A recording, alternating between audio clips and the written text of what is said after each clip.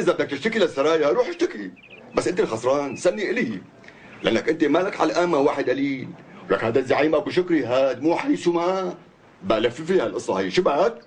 خلص لففناها. شرب عزام، شرب شاي شرب. ان شاء الله نصيك يا عنا بالكراكون. عليه حكومه.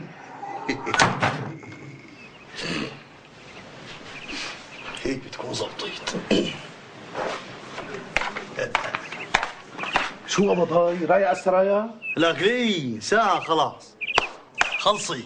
يا يقبرني ربك، حتى بحط راسه براس الزعيم.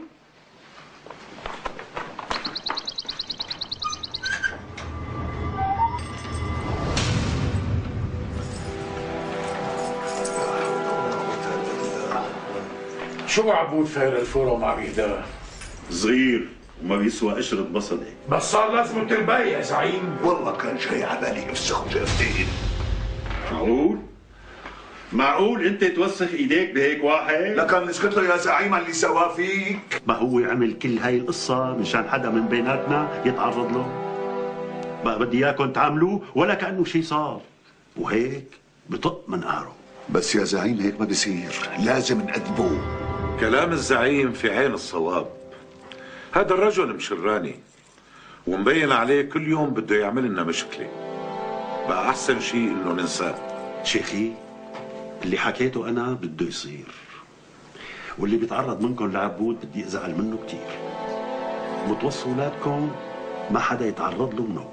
تؤمر زعيم. كلامك صار.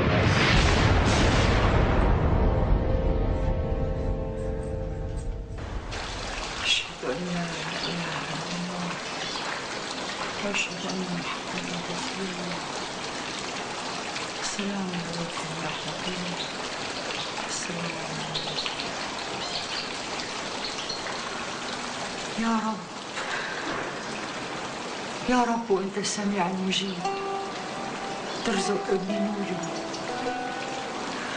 وتهدي باله يا أرحم الراحمين يا رب. يا رب يا كريم يا رزاق يا عليم.